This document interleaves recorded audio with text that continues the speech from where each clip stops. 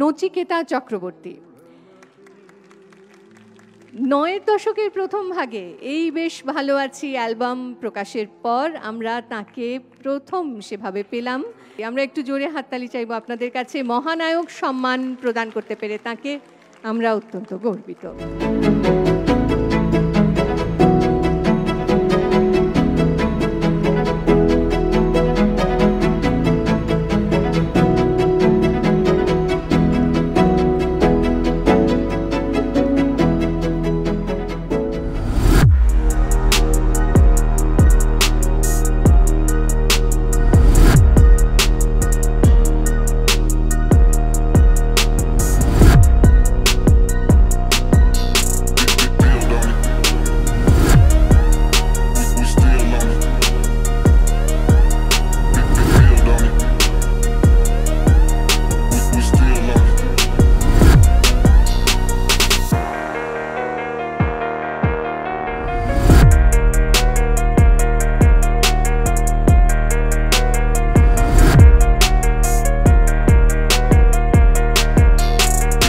মহানায়ক সম্মানের ক্ষেত্রে মুখ্যমন্ত্রীর হাত থেকে স্বীকৃতি নিয়েছেন গায়ক নচিকেতা।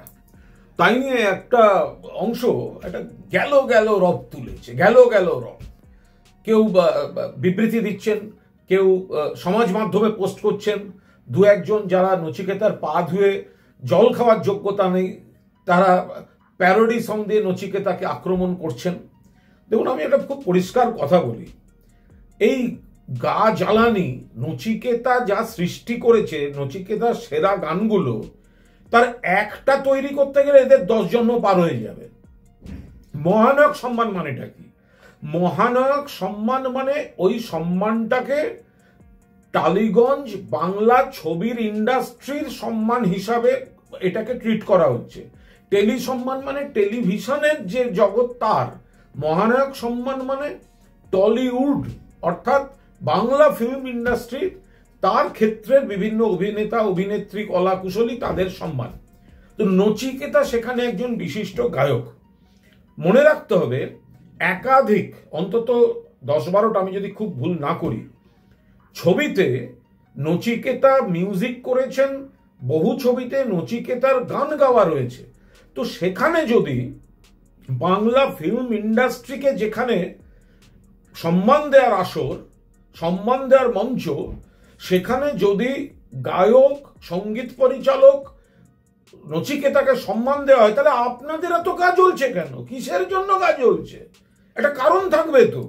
মহানায়ক মানে শুধু অভিনেতাই হতে হবে এটা আপনাদের কে বলে দিল? একটা অভিনেতা বা একজন নায়ক বা একজন মহানায়ক দিয়ে গোটা ফিল্ম ইন্ডাস্ট্রি হবে? তাকিয়ে দেখুন, মহানায়ক সম্মানের অনুষ্ঠান, মহানায়ক সম্মান মানে সেখানে পরিচালক থাকবেন, কাহিনীকার থাকতে পারেন, চিত্রনাট্যকার থাকতে পারেন, আলোকচিত্রী থাকতে পারেন, আরো কলাকুশলী থাকতে পারেন। সব সেগমেন্ট থাকলে তো সেখানে গান থাকবে না? এটা কোনো কথা হলো? গান ছাড়া সিনেমা? তো ফলে নচিকেতার এই মহানায়ক সম্মান পাওয়া একদম ঠিকঠাক। বাংলা ফিল্ম ইন্ডাস্ট্রিতে সঙ্গীত জগতে সঙ্গীতের শাখার অবদানের জন্য নচিকেতা, তাতে গা জ্বলছে। কাদের জ্বলছে? অধিকাংশ তো সমস্ত এই বামপন্থী, যারা টালিগঞ্জ ফিল্ম ইন্ডাস্ট্রিকে সম্মানই দেয়নি। ভালো করে মনে রাখবেন, মহানায়ক উত্তম কুমার তার মৃত্যুর পর রবীন্দ্র সদনে মরদেহটুকু রাখতে দেয়নি এই সিপিএম। তাদের ছানাপোনারা আজকে নচিকেতাকে অপমান করতে নেমেছে, তাদের ছানাপোনারা আজকে ফেসবুকে পোস্ট করছে, তাদের ছানাপোনারা আজকে সমস্ত প্যারোডি গান ছাড়ছে, যাদের নচিকেতা জুতো পালিশ করা, জুতো ধোয়া, জল খাওয়ার কোনো যোগ্যতা নেই। সম্মান পেয়েছেন একজন শিল্পী, পশ্চিমবঙ্গ সরকারের সম্মান পেয়েছে, স্বাগত জানান। আপনার রাজনৈতিক রঙে কারো তৃণমূলকে ভালো লাগবে, কয়েকজনের 2-4 জনের 3%, 4%, কিছু লোকের তৃণমূলকে ভালো লাগবে না, হতে পারে। তার সঙ্গে একজন শিল্পীকে অতীতে কখনো পশ্চিমবঙ্গ সরকার এই স্বীকৃতি সম্মানগুলো দেয়নি টালিগঞ্জ ইন্ডাস্ট্রিকে। তো সেখানে যখন মমতা বন্দ্যোপাধ্যায় সরকার দিচ্ছেন, তো সেখানে ফিল্মের একটা শাখা, একটা স্রোত, সেই হিসেবেই বিশিষ্ট সঙ্গীতকার যিনি নিজে লেখেন, সুর করেন, গান করেন, সেই নচিকেতা পুরস্কার পেয়েছেন। তো তার জন্য এত কিছু। তো যা দেখছি সমাজ মাধ্যমে খুব কড়া ভাষায় এই কুৎসিত, এগুলো হচ্ছে দেখবি আর জ্বলবি লুচির মতো ফুলবি, দেখবি আর জ্বলবি লুচির মতো ফুলবি। নচিকেতার মতো গান গাওয়া দূরের কথা, সুর করা দূরের কথা, ওই লেখাটা লেখার যোগ্যতা যাদের নেই তারা সমাজ মাধ্যমে নচিকেতার বিরুদ্ধে, মমতা বন্দ্যোপাধ্যায়ের বিরুদ্ধে, এই তৃণমূল সরকারের সম্মান দেওয়ার বিরুদ্ধে। এদের রক্তে হচ্ছে অ্যান্টি উত্তম কুমার কালচার, এদের রক্তে অ্যান্টি উত্তম কুমার কালচার।